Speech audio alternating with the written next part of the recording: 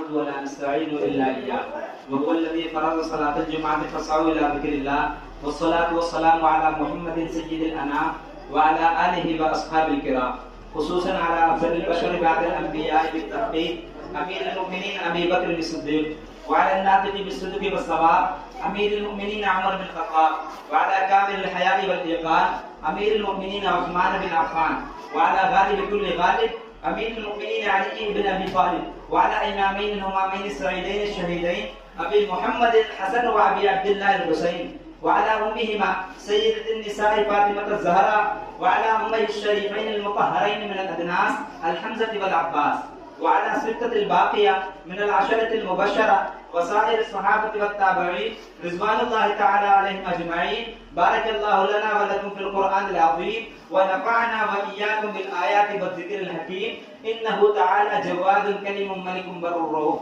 رحيم.